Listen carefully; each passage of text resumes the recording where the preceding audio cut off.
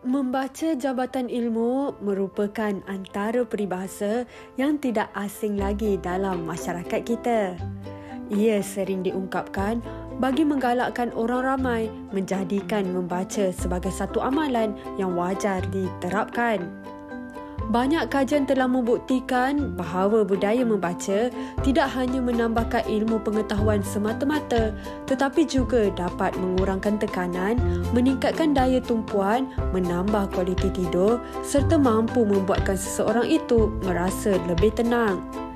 Seiring dengan perkembangan teknologi, budaya membaca bukan hanya boleh didapati melalui buku bercetak sahaja, namun kini sumber bacaan dalam medium digital mudah diperoleh dan boleh dibaca pada bila-bila masa dan di mana sahaja.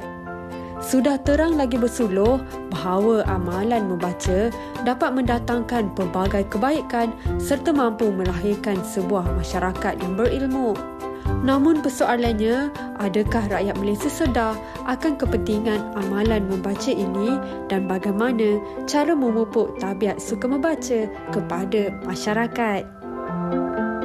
Membaca jambatan ilmu, itulah kita dengarkan daripada kecil-kecil sehinggalah ke dewasa ini sekalipun. Tetapi mungkin cabaran kita sebagai yang lebih dewasa untuk memupuk minat ini menjadi berbeza sedikit kerana mediumnya juga dah berbeza dan ada kalanya mereka mengambil jalan mudah hanya untuk kadang-kadang buat carian sahaja dan kemudian mereka rasakan ada perkara lain yang lebih menyeronokkan mereka. Saya gabungkan dua-dua metod. Carian menggunakan telefon pintar, tapi saya ni ada satu habit, saya suka baca buku konvensional sebab saya suka bau. Saya suka bau buku. Bau buku dia ada bau kertas ke saya tak tahu. Tapi itu memang saya suka. Okey, memori saya pula kalau dulu setiap kali ayah saya belikan buku, kalau dah habis tu tak sabar nak juga ayah dah habis baca.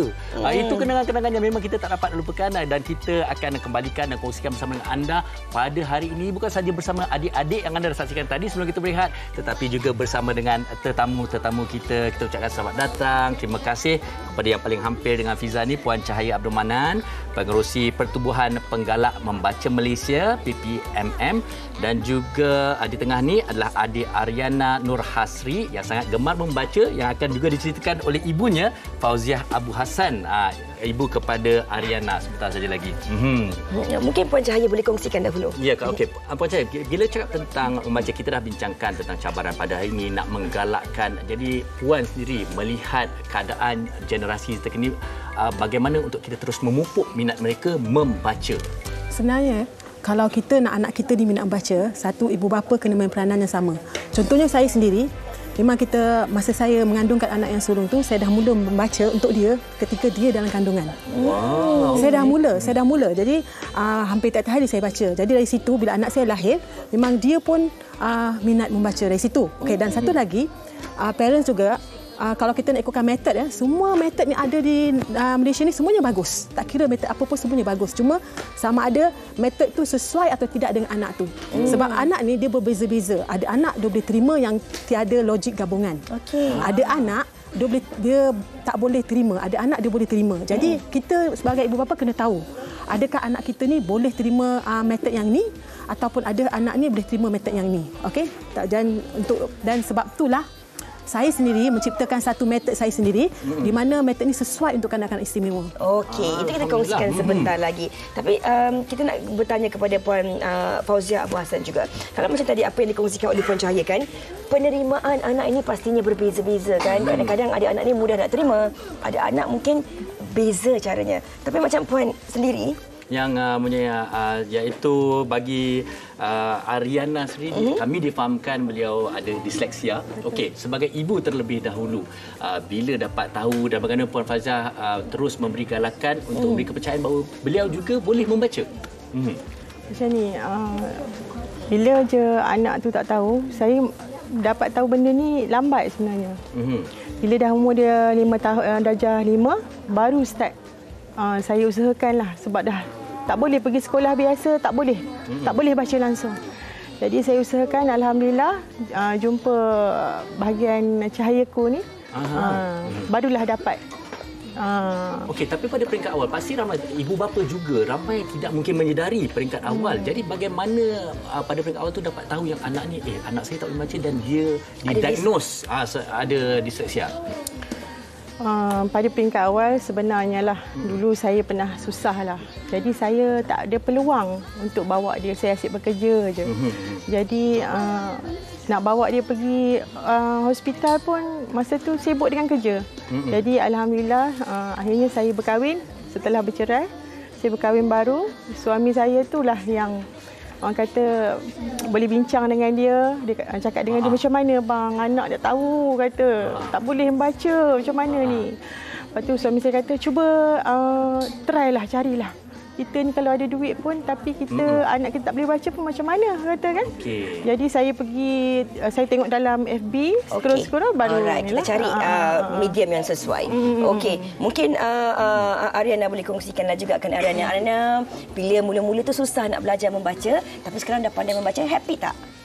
Happy. Berapa lama awak cuba belajar membaca? Dalam setahun macam tu. Setahun. Okey. Baiklah. Tapi saya nak tanya juga, okey, kalau ramai mungkin tak tahu macam disleksia ni biasa kalau kita yang normal kita akan rasa macam dia tulisan terbalik dan sebagainya. Bagi Ariana sendiri sebenarnya bagaimana kesukaran awal tu? Sebenarnya pasti melihat tak sama macam orang lain kan?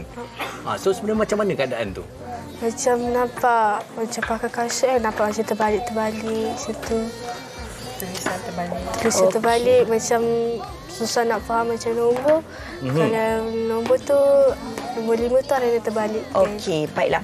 Kita nak kembali kepada Puan Cahaya. Puan Cahaya, kalau kita bercakap tentang untuk kita membantu anak-anak kita ni kan ada pelbagai caranya. Tapi bagaimana sebenarnya kalau kita nak mengembalikan nostalgia memupuk minat membaca ni dalam kalangan anak-anak hari ini? Kalau nak katakan kita nak jadikan mereka ni, kalau dulu istilah kita nak ulat buku. Budak ni minat membaca. Jadi macam yang dah diterangkan tadi, kalau kena dengan metod yang sesuai itu pada dia, tak kira lah apa pun, dia akan rasa nak membaca. Jadi cuma metod yang kita hasilkan dengan Cahiku ni, di bawah Cahiku Legasi, budak-budak ni boleh katakan okey, silakan. Ketagih membaca. Okey, menggunakan metod-metod yang tertentulah. Okey, kita nak tanya kepada adik-adik kita dahulu, Farin. Mungkin di sebelah Farin tu kan. Boleh tanya namanya? Okey adik ni minta maaf abang kat atas. Okey, siapa namanya? Nina, berapa umurnya Nina?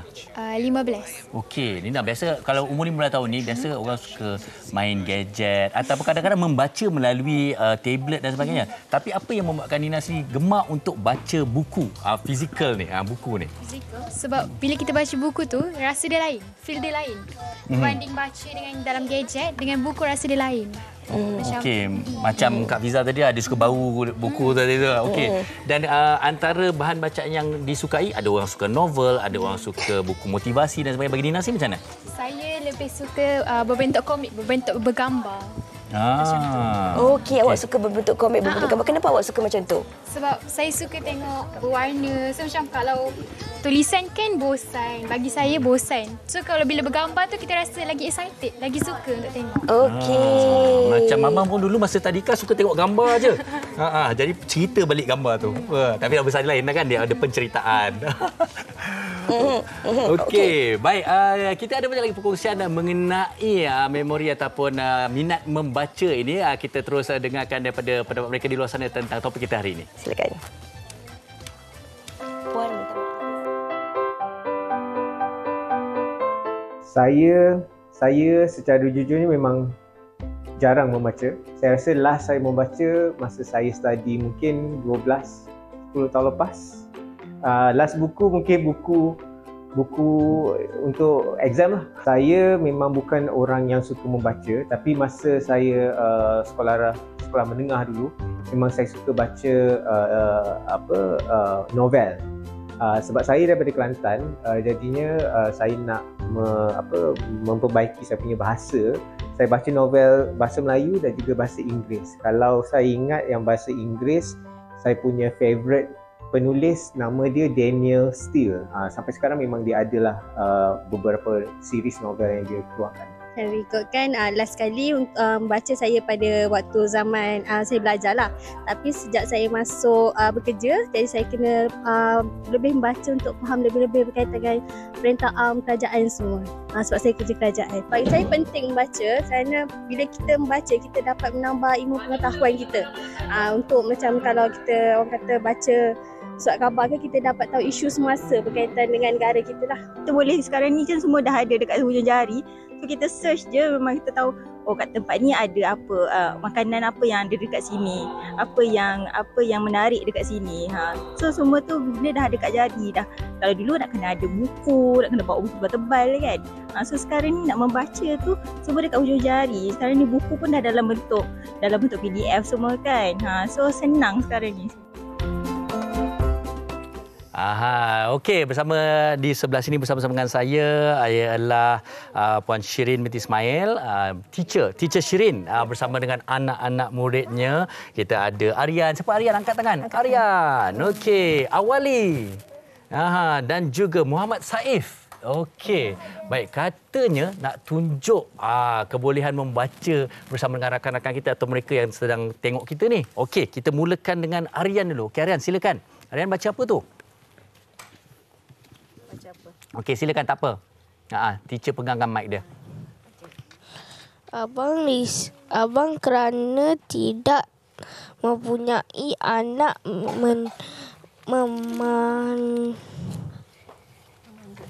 memandangkan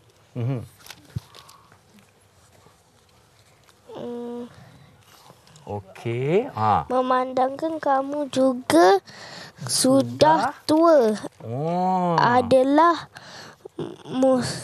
mustahil dapat menyambung tugas Rasul Abang bagi mendidik kaum kita dan juga membimbing mereka ke jalan kebenaran.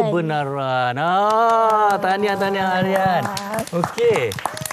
Baik, okey. Awali ni juga adik kita yang istimewa, tapi mungkin kita ini pun dia adalah seorang intellectual disability. Okay. So dia belajar bersama cahayaku selama 7 bulan. Dan alhamdulillah sekarang dia dah boleh baca lah. Okey. Boleh, Amy Fine. Okey, Awali pula. Awali. Okey, Awali nak baca surat khabar. Okey, kita tengok kebolehan. Buka je page mana sebalik. Okey. Baca kot. Okey. Mana? Baik. Baca. Spek mata dia. Spek mata? Oh, dia tak nampak. Spek mata? Nampak sangat. Tak apa sayang. Okey. Awak cuba. Tak nampak ke? Mana? Okay. Kalau kita baca boleh tajuk lah. kongsikan tajuk juga. Okey, adik Awali ada ADHD dan ini bagaimana beliau juga dilatih oleh teacher Shirin untuk membaca. Okey, boleh Awali? Kalau nanti Awali nak baca tajuk besar boleh? Baca tajuk besar yang nampak besar kan? tu. Okey, mana? Yang tu. Okey, boleh. Baca. 1, 2, 3. Budak dalam kontainer dihantar balik Dahaga. Anak-anak lelaki warga Balada yang ditemui dalam kontainer dihantar pulang di lapangan terbang terbang Kuala Lumpur. Gambar kecil laporan lalu. Kanak-kanak warga Bangladesh yang ditemui di terbang ke dalam kontainer di Bulan Barat Pulau Bengkang, Selangor. Okey, baik. Okey. Maknanya tu yang besar kecil pun Awali boleh baca. Tahniah. Okey, dan mungkin yang adik kita yang akhir sekali kita nak dengarkan jugalah daripada Muhammad Saif. Muhammad Saif nak baca apa tu sayang? Buku. Okey, silakan. The Red Kite. Today Ali made a kite. It was a fine red kite. He put it on his bike. They came to the side of the bike. He took the kite and put it under Ali's bike. Baik. Ali hoped ugly, but they did not take the kite. They broke the kite and kept it under the big pipe. Then he put the bike against the pipe. Ali came to get his kite. He did not find the kite and his bike. Okey, tahniah. Okey, ni cepat kita bagi tepukan untuk kawan-kawan kita. Ya. Ya. Itu nanti aku suruh awak baca Sekejap lagi. Rosemi nak baca. Okey, tak apa. Tapi ini yang menariknya. Kita kongsikan sedikit berbeza latar belakang mereka dan sebagainya. Bagi teacher Shirin sendirilah, adik awal ni ada ADHD dan kemudian ada intellectual disability dan juga adik kita kat sana pun okey, berbeza-beza, tetapi apa yang kita dapat lihat sebenarnya anak-anak yang normal ini kebiasaannya lebih mudah untuk kita tarik, cabarannya lebih mudahlah mengajar secara terus. Tapi bagi anak-anak yang ada keistimewaan ini, apakah cabarannya dan bagaimanakah ibu bapa dan guru mengajar mereka? Okey, pertama sekali kan, teknik ni mungkin sesuai lah. Sebab teknik ni special kan. Teknik cahayaku ni dia sesuai untuk semua anak-anak lah. Tak kisah anak biasa ataupun istimewa. Jadinya dan cikgu-cikgu pun terlatih yang mengajar. Jadi lebih memudahkanlah untuk mereka-mereka ni lah. Sebab yang ini macam ni tunjuk 7 bulan. Yang ini 6 bulan je dia dah habis baca. Dan yang adik Ali tu dia masa 4 tahun dah boleh baca dah. Okey, baik. Cuba saya daripada awal juga kadang-kadang kita tanyalah, sekarang ni ramai bagi pendapat teacher sendirilah, teacher Shirin sendirilah. Kalau kita tengok ada beza tak cara kita mengajar dengan menggunakan secara digital kan, dengan buku seperti ini, buku yang bercetak ini? Memang sangat berbeza lah. Sebabnya kalau gadget tu memanglah budak boleh pandai kan. Kalau tengok tu dia dah boleh pandai kan. Tapi sebenarnya dia addict sangat benda tu. Itu tak dapat dia elak. Kalau once dia dah pegang benda tu, dia akan addict. Dan bila kita nak ni balik, dia dah susah. Dan kalau mengikut yang ada pernah teacher belajar di teacher adalah Cikgu Anis, Cikgu anak-anak semua Selangor. Ya. Jadi ada kala gadget ni lah penyumbang menyebabkan anak-anak ni menjadi disability lah. Walaupun kita menjadikan anak kita tu. Secara zahirnya kita lihat mereka membaca. Tetapi ada perbezaannya. Ini juga sebenarnya kalau saya nak kongsikan pengalaman saya dengan para penonton, saya sendiri kalau pergi berlakon, kalau baca skrip, nak mengingat skrip dan sebagainya, teacher, saya lebih gemarkan yang bercetak. Kerana bercetak ini secara visualnya kita dapat gambaran dan lebih mudah mengingat berbanding secara digital tablet dan sebagainya. Okey, ini cukup menarik fakta yang dikongsikan oleh teacher dan juga adik-adik. Terima kasih kan. Okey, tapi sebelum itu kita ada lagi paparan TikTok menarik untuk kami kongsikan bersama dengan anda. Kita saksikan. 6 tips untuk buatkan anak minat baca buku sampai dia besar. Pertama, kita kena baca buku depan dia. Kalau dia nampak kita baca buku, barulah dia minat nak tahu apa yang kita buat tu. Jangan baca buku sorok-sorok malam-malam dalam bilik je. Tapi baca buku depan dia, biar dia nampak kita tengah baca buku. Tips kedua, macam sekarang saya tengah baca buku ni, tak habis lagi baca. Apa cerita yang best dalam buku ni, kita cerita balik dekat anak supaya dia rasa minat nak tahu lebih lagi. Nombor 3, galakkan dia baca buku. Tapi tak perlulah baca buku macam buku yang kita baca. Dan tak semestinya buku sekolah. Okey, kita galakkan dia baca buku, ikut minat dia. Keempat, buat buku tu nampak, senang nak ambil, senang nak tengok. 5, ajak dia pergi kedai buku. Bila pergi jalan-jalan dekat mall, ajak masuk kedai buku. Tengok buku-buku yang ada dekat situ. Kalau dapat bawa pergi library, lagi bagus. Dan yang keenam, ini yang paling penting. Jangan jadikan buku tu sebagai hukuman. Dah, jangan main handphone. Pergi baca buku. So, kita macam menjadikan buku tu sebagai hukuman untuk dia buat benda yang dia suka buat. Sebaliknya, kita jadikan buku tu benda yang best untuk explore. Apa lagi dalam buku ni cerita? Biu bu. Biu bu. Eka. Buka. Pandai lagi. Biu bu. Eka. Buta. Pandai lagi.